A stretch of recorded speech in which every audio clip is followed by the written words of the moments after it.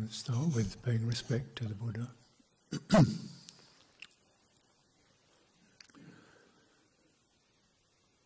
Namo tassa bhagavato arahato samma sambuddhassa. Namo tassa bhagavato arahato samma sambuddhassa. Namo tassa bhagavato arahato samma sambuddhassa. Buddhang dhammang sanghang namasami. Start with a reading today. This is from the Anguttara Numerical Discourses, Book of the Tens, second discourse. And at time to time I will be selective, but move through the main points. Bhikkhus, for a virtuous person, one whose behaviour is virtuous, no volition need be exerted, let non-regret arise in me. It is natural that non-regret arises in a virtuous person, one whose behaviour is virtuous. For one without regret, no volition need be exerted, let joy arise in me. It is natural that joy arises in one without regret. For one who is joyful, no volition need be exerted. Let rapture arise in me. It is natural that rapture arises in one who is joyful. For one with a rapturous mind, no volition need be exerted. Let my body be tranquil. It is natural that the body of one with a rapturous mind is tranquil. For one tranquil in body, no volition need be exerted. Let me feel pleasure. It is natural that one tranquil in body feels pleasure. For one feeling pleasure, no volition need be exerted. Let my mind be concentrated. It is natural that the mind of one feeling pleasure is concentrated. For one who is concentrated, no volition need be exerted. Let me know and see things as they really are. It is natural that one who is concentrated knows and sees things as they really are. For one who knows and sees things as they really are, no volition need be exerted. Let me be disenchanted and dispassionate. It is natural. The one who knows and sees things as they really are is disenchanted and dispassionate. For one who is disenchanted and dispassionate, no volition need be exerted. Let me realize the knowledge and vision of liberation. It is natural. The one who is disenchanted and dispassionate realizes the knowledge and vision of liberation. Thus, bhikkhus, one stage flows into the next stage. One stage fills up the next stage for going from the near shore to the far shore. And just to add to this, because many of these suttas are more or less repeat themselves, the people are obviously very keen to gather everything they possibly could of the Buddha, what the Buddha said. And clearly he must have had a particular template he was teaching, and sometimes he would add certain touches to it. And this one adds the touch. Suppose there is a tree deficient in branches and foliage, then its shoots do not grow to fullness. Also its bark, softwood and hardwood, do not grow to fullness. So too, for an immoral person, one deficient in virtuous behaviour, non-regret lacks its proximus cause. When there is no non-regret, the sequence goes on, there is no knowledge and vision of liberation. So So I add that because well, certain striking features of this are so much the hallmark of the Buddha's presentation. One, it is, as he said, one who teaches should bear in mind the teaching should be from this step to that step, and this step to that step. It has a purpose, it's one feature of it. The aim is liberation, and it's always a step by step by step. There's no just one shot, this is it. There's no sense of just do this, it's going to work. No, it's always do this in sequence, so this will ripen to something else. And there's that beautiful sense in which this obviously very deeply experienced being knew from his own mind and from the minds of others that this would work. There's something natural, that if the heart is filled, it will overflow into the next stage. Put it that way. Yeah. And this word natural, of course, is dhammata. So you've got a bit of a play. The English language can't always capture all these things. Dhammata, in accordance with truth, with nature, and of course the play is in accordance with Dhamma. Dhamma is nature, natural, but perhaps in a way that reminds us how much all of our minds are not natural, they're contrived. They're contrived by social pressures and mixed messages and media and fantasy and assumption and bias and just down plain right ignorance. You know, we're not really in touch with the natural flow. And this is not just blaming, it's something to do with the way our,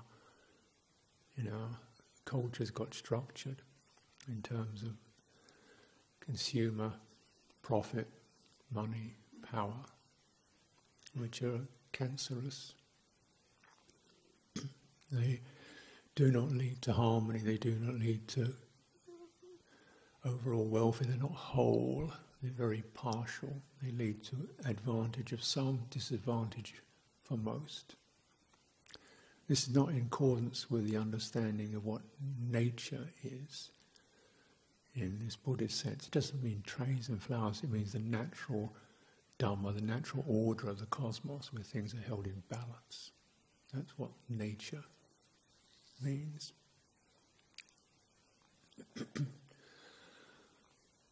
So this very word itself, people think nature is kind of like Grand Canyon or Black Forest or something. No, it's the natural order where things are in harmony. And the role of the human being is to act as the ethical axis of that. As it said, when kings and ministers act rightfully, people act rightfully, people live in harmony, the devas are pleased, the seasons come on time, the crops grow, people are well fed and nourished. When kings and ministers act foolishly, people act foolishly, devas are not pleased, the weather fails, season, climate change, destruction. And this was said 2,500 years ago, and what do you think about that?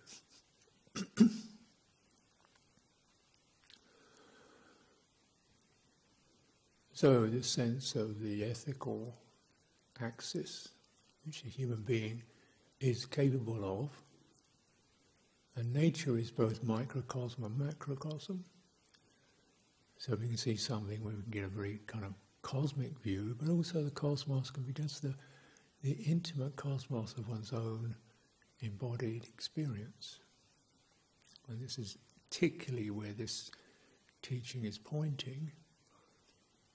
If one is in harmony in that fundamental ethical sense, then the opening and the fruition of the heart into joy and happiness is natural. If you stay with it, if you don't lose it, of course, if you don't lose the focus.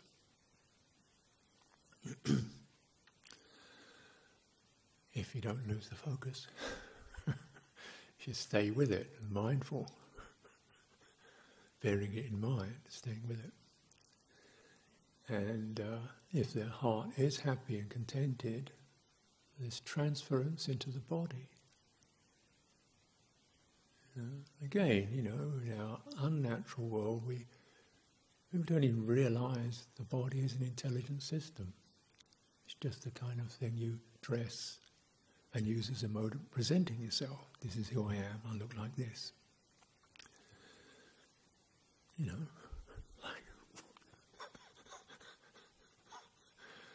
Emphasises separation and distinction, doesn't it? I'm big, I'm tall, I'm white, I'm black, I'm brown, I'm female, I'm this, that, and the other. Discrimination. No, that can only set things apart, can't it?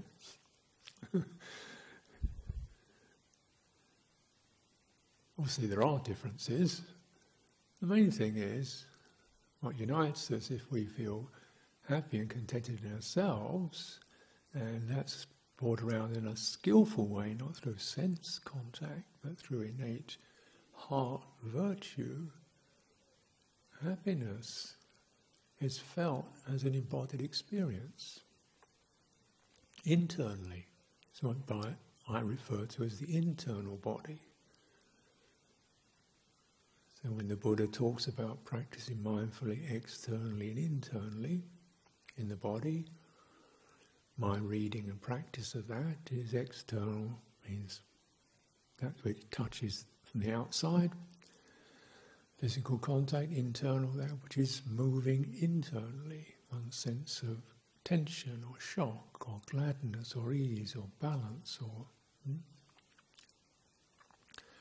And this is the area of breathing, isn't it? So, anapanasati, breathing, where the energies of the breath flow through the internal body, and there's happiness. So this all lines up. And that quality is the proximate cause for concentration, samadhi. And that quality, we call it samadhi, collectedness, concentration, stabilized heart, because these are heart effects. You can see things clearly because you're not rocking around, you're not twisted or contorted, you're not compressed and pushed, you're not straining. You see things clearly. It's like this. And the mists of delusion and the fantasies and the phobias begin to evaporate. My goodness. What is song and dance about?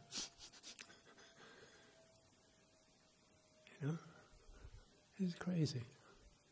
Stuff that human beings get involved with. Like, what is all this?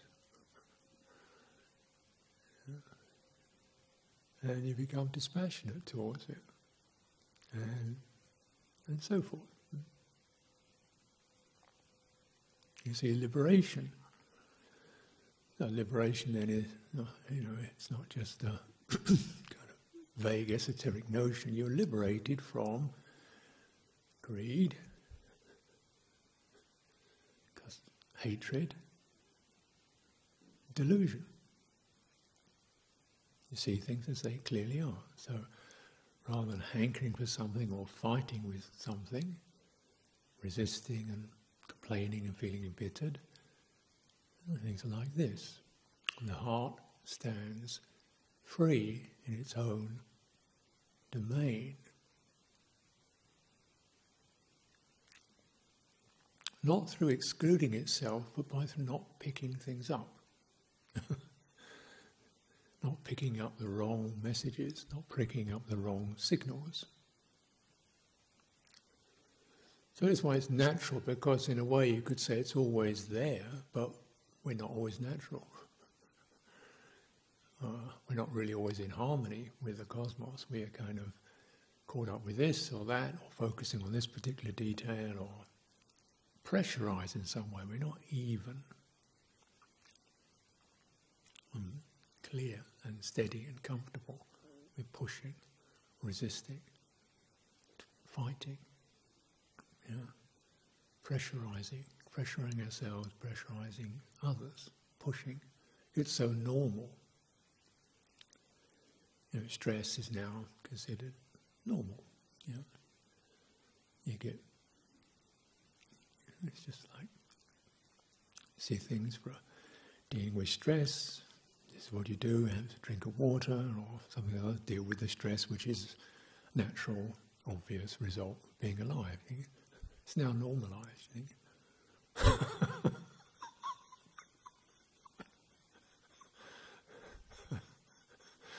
And loneliness, which is a result. We have a minister for loneliness in Britain. Probably nobody goes to see her.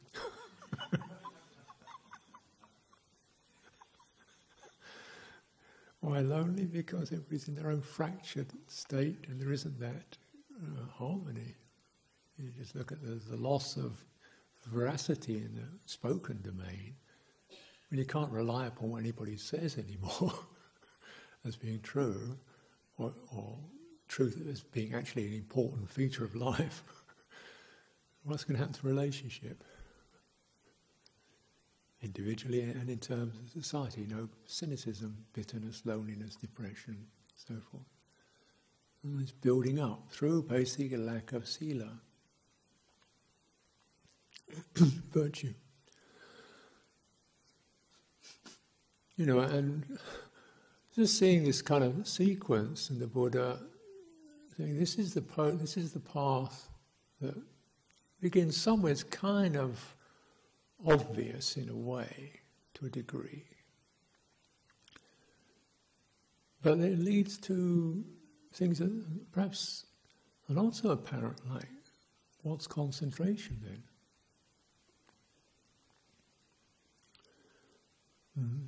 And I guess, like many of us, begin meditating the idea that we should try and concentrate our minds, and so we focus on a particular thing. It could be a mantra, could be breathing, could be a particular object we focus on, so to get concentrated. And then it's generally pretty much a struggle to hold it together, and then something happens, a window opens, a door slams, somebody drops something, I lose my concentration.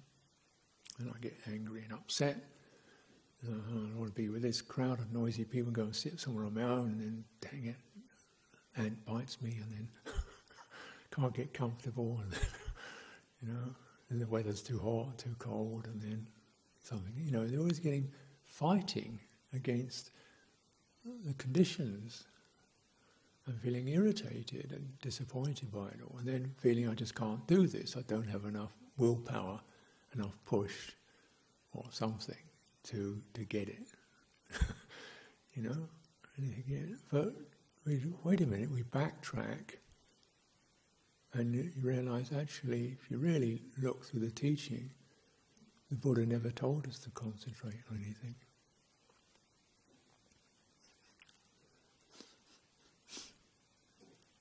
He never said concentrate on anything in that sense. Be one-pointed, but when you see one-pointed, it refers to the heart. It means, have a certain sense of aim and purpose that you really feel true about and good about and authentic with. You put your heart into it, and it's going to pull things together. Something, no. Then restraint becomes kind of pretty natural. No, I'm not interested. No, that's just going to take me out. And you begin to realise there's a definite distinction between the world of citta, which is to do with aims, intentions, ethical qualities, fear, mistrust, very potent qualities, joy, depression. They're internal. And it's distinct from mental, or manas, which is to do with concepts, ideas. In other words, things that have no particular feeling to them. And by and large, our education is one in terms of concepts and notions, symbols, abstracts, square root of -1, which is an unethical problem. And these become things that are extremely crucial for one's welfare in the world. So we train that focus, and that focus definitely does concentrating. And it's concentrating on symbols, concepts, objects that you can discern with a thinking, rational mind. And certainly this feature of our experience is an important one. But it can get to the point where, you get so obsessed with their details of their work or their job or their colour of their wallpaper, they lose their temper, or get angry, or get stressed, or get obnoxious, obsessive. They've missed the main point. We haven't discriminated what's happening in the heart. In other words, it's outgoing. And this sense of the outgoing sense consciousness, which includes mind, is problematic and has to be mediated through proper heart qualities.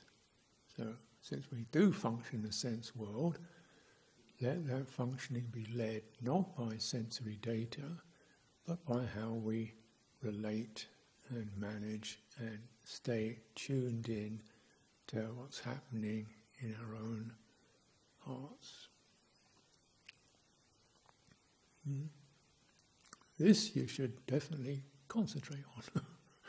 Or perhaps more kindly, one should be one-pointed and know that, and begin to, as you know that, feel. How do you trust it? Because it makes you feel good. It's not a feeling that's egotistical, it's just a natural feeling that arises. A heart feeling that suddenly wells up. You feel relief, you feel joy, you feel grateful. Hey, where did that come from?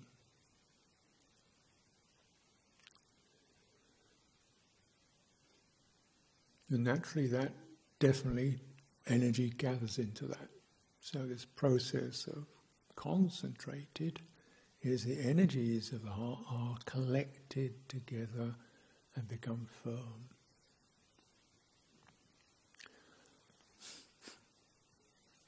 Yeah. But notice this begins not with focusing on a point externally, or not focusing on a point externally. So you could have your awareness of the whole room visually, and actually that might be more useful, because keeping that sense field quite open, not getting focused on narrow points, the details become less significant, and instead this is a pretty calm room. It's pretty steady in here, pretty still. Yeah, this is nice. If we lose the sense detail, suddenly we reveal the heart experience. Yeah?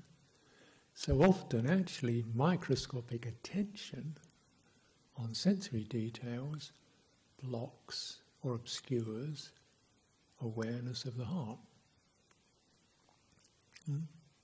So you can see in a room like this, you can think, you're keeping a visual focus on all that. And, oh yeah, it's just the overall sign is still. Still, humans, peaceful, safe. That's the heart impression. Attentive, alert. That's pretty nice. Now you could go into, I don't like his blanket, or what's she wearing that funny hairdo for? Or, you get into these things, and then you'd lose it, wouldn't you? You could say, yes, I've got a good concentrated mind, but you lost the heart, and then you get into this should be that, and she should be this, and he's not that, and he's bigger than her, or whatever. You know, you get into this discrimination, and the whole thing breaks up into disharmony. If you're not doing anything, you still don't feel comfortable. So, in coming to the wholeness, you come out of discrimination on the sense fields, but then you come into harmony in the heart field. Yeah. So when the image is used of the branches and leaves, you see, actually that image of a tree, branches and leaves, it means that something is definitely reaching out. Branches, leaves, they're open. They're reaching out into the environment. And that's what makes the heart, the bark and the hardwood strong. Not because the leaves and branches are curled back, but they're extended. But they're not, obviously they're not leaving the trunk, right? So, but when we're asked to bear sense restraint in mind, what do you think's reaching out? What do you think's opening out? It's the heart. Is opening out into the shared domain. Okay? And this, connected to one's own embodiment, strengthens it. Strengthens it. Because you feel the safety, you feel the friendship, you feel the gladness of companionship, you feel the harmony, and it strengthens and strengthens and strengthens, takes away the fear, the guilt, the regret, whatever. We're strengthened by a field of goodness. And yet you can live in places like this and miss it, because she doesn't sit this, he doesn't sit that, he's late, she wears that funny thing, what are these people doing here? You can just completely miss the whole thing. Yeah. It's too that, or the truck drove past, it's too noisy. Come on, you know. You know, that's that movement, the asava, the leakage into sense fields, karmasava. And this isn't always just seeking fun or bananas, it's just that tendency to keep going out there into that and either infatuating with it, fantasizing with it, or finding fault with it. And just, you know, so the reaching. And so this really reminds us of the fullness of what Sila is about. Now again, if you're trying to emphasize, you know, Sila is not just about laws and rules. Virtue is not just about obedience and conformity. It's about having a sense, ethical training and sensitivity, valuing others and valuing one's own purity, recognizing if I don't do that, it gets a bit twisted in there, it gets darkened. If I haven't looked after that, I've probably made some messes. If I haven't valued others, I've probably in some way or other abused them or looked down upon them or done stupid things with them. If I haven't valued my own heart, I've probably let myself down and a bit stupid, reckless, and haven't we all? But then the right view says, okay, well, that's good that you see that, because that which sees it is the foundation of right view, and you should be thankful indeed that right view has arisen. That sign then even of remorse, skillful, is actually a healthy sign. You know the perils, you know the dangers. And now remind yourself, what actually are you looking after?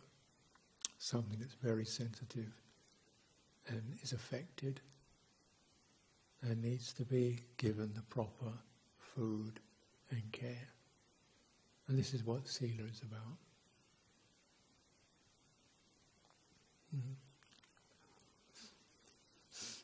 So it's not just do this, don't do that. I mean, that's a very abbreviated code. One can use 5 precepts, 8 precepts, 10 precepts, and so forth. But actually, Sila Dhamma is relational intelligence, relational sensitivity to nature. Yeah. So it means the trees, it means humans, it means one's own heart is unbroken.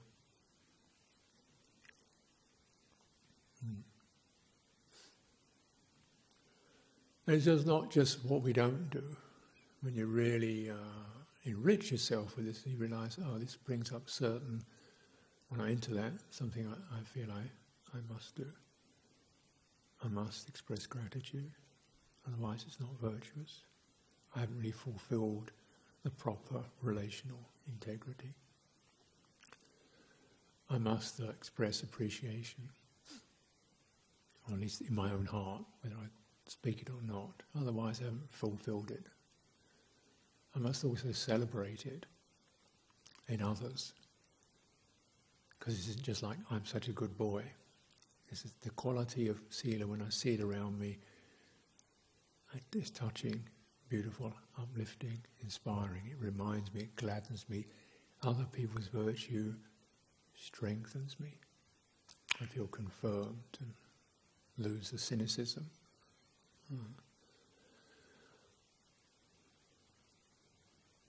So then you open out into that. It's field view rather than entity view. This to me is what the Samma refers to, like the Samma Sambuddhasa is fully, completely, Samma view, right view, fully, complete view. It gets the whole picture, sees the whole picture, cause and effect, good and bad, how things line up, the whole deal. Yeah. And if you're just focusing on the sorrows and mistakes, yeah, that's part of it, but that's not whole view. Whole view says also there's the rightful, the clear, the ethically sensitive, get the whole picture. And then you are enriched by that, both in terms of one-pointedness, you know there's something to be protected and cared for here. You know the dangers, you know the escape, you know something to be focused on. There's your focus. And you're focusing right on what's most important, which is the movements of the heart, movements of the citta. And then clearing the signs of regret, signs of inadequacy, associated personal contact. I'm not very good at this, I've made mistakes, I can't do this, I'm a bit fumbly around that.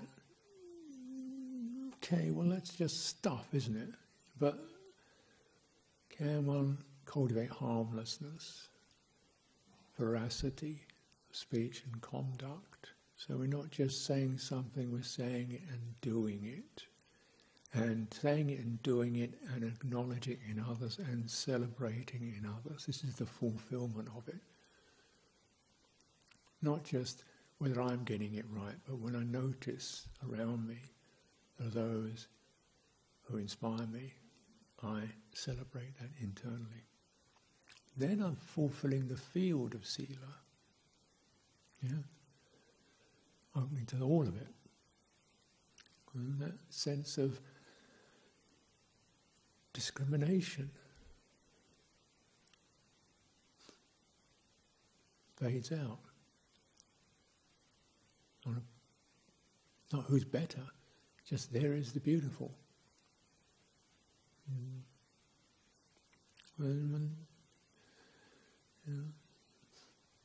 So gladness, pamoja. So it's certainly things one refrains from doing, things one deliberately cultivates. And then you follow it up. Have I taken the time to express gratitude, to look after others, to pick up the signs of when somebody needs some help? Or I just ignore them.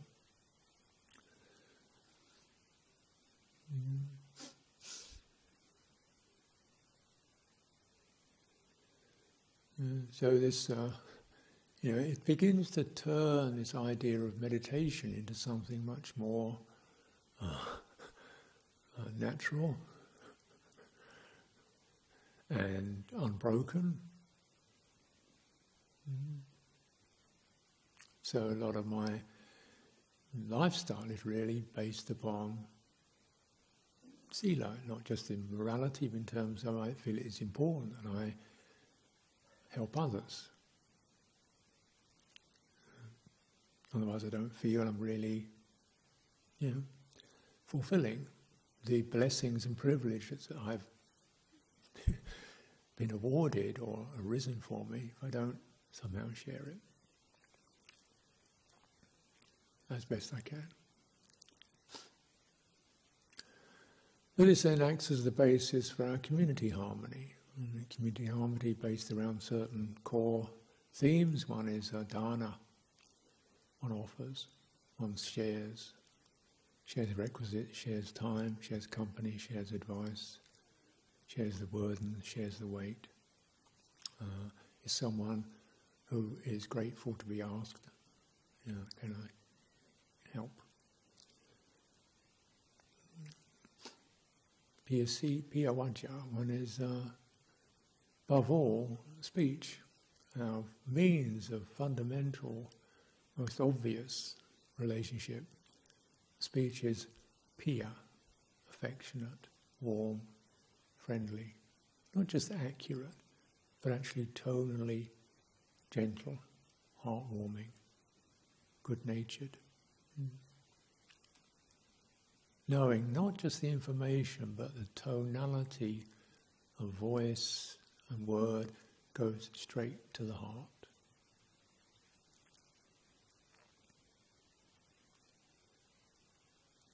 Do we cultivate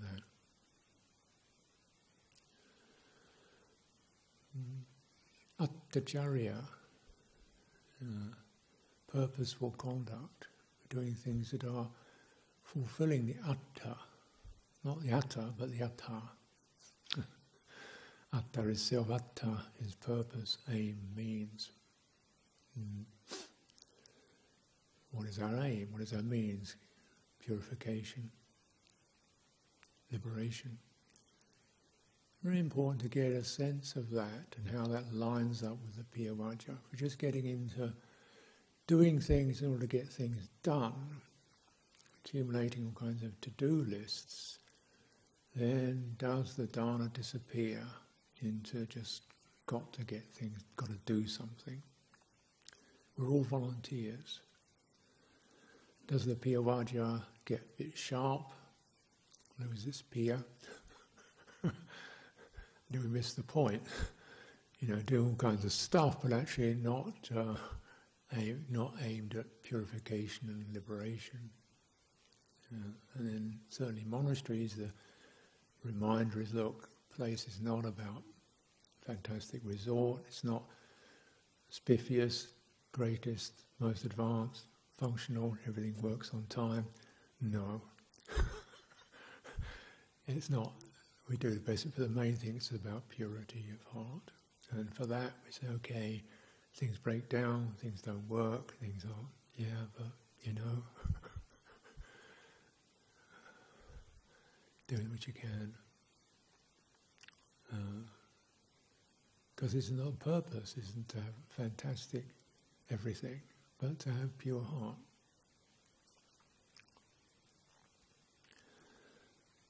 Samanatata, even. So it's to do with evenness in terms of everybody, we see people equally, whether the guest or the abbot or the senior nun or the person who's just bringing today's dana, we see them equally, equal respect, equal value. Because everybody, whatever their bodies look like, everybody has heart, everybody has citta, everybody has that potency, and we can awaken the potency for awakening and virtue in others by our sense of giving them proper regard. Proper regard.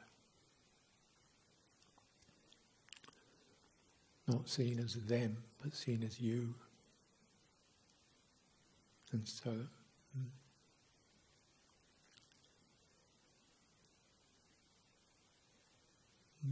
and just that honouring is quiet. How glad one feels in one's heart to be able to honour people, to their struggles and their life stories and their pains and their aspirations.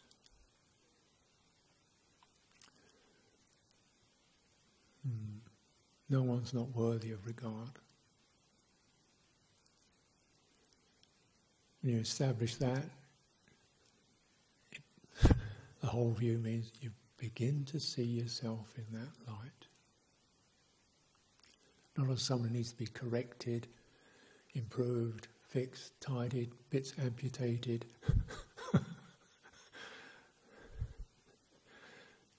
Shaped up, chopped.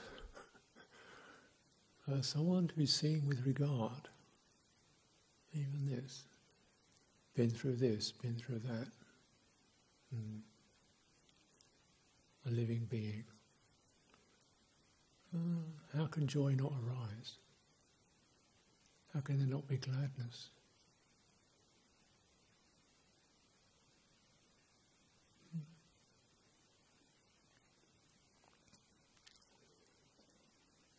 Samana Dosa means we cultivate, really, get too edgy about. I mean, I do a lot of sitting meditations. I'm not going to deny it. It's a main pillar of my life, I guess. But I really try to keep, as best I can, a sense of every spoonful of food requires equal attention. It's not just one thing after the next. Every cup needs equal attention when it's washed up. It's not something to get out of the way so I can get to the next thing. Every footstep when I walk to the Dhamma hall is equally important. It's not just blur from the kuti to the door of the Dhamma hall. Every footstep, it counts, because it does. In the real world, in the natural world, in the mind, it doesn't. In the mind aims for the number on the clock. The symbol, the concept. The fear of getting it wrong, the fear of being late. Where's the gladness? That's how it goes. We've swapped our natural world for a world of ideas, symbols, concepts. And our practice is to walk back from that, to get back on our feet again. So even, cleaning out the bins with equal attention, as if one is firming up one's cushion, clearing your throat for the chanting, holding your body upright, and it's every moment is new and fresh, every moment equal attention. How could there not be joy, vigour in that? No matter what, whether your voice is no good, whatever that means,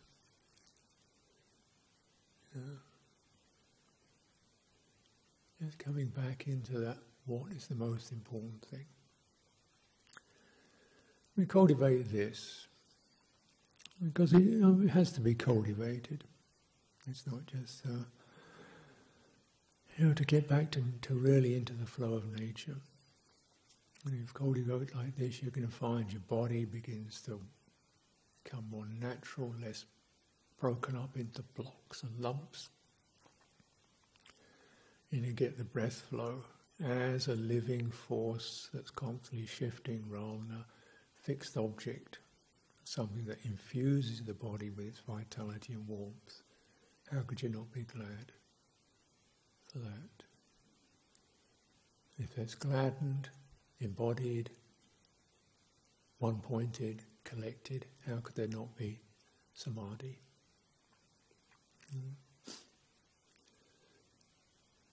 So in this way, from, that's how it goes, step at a time.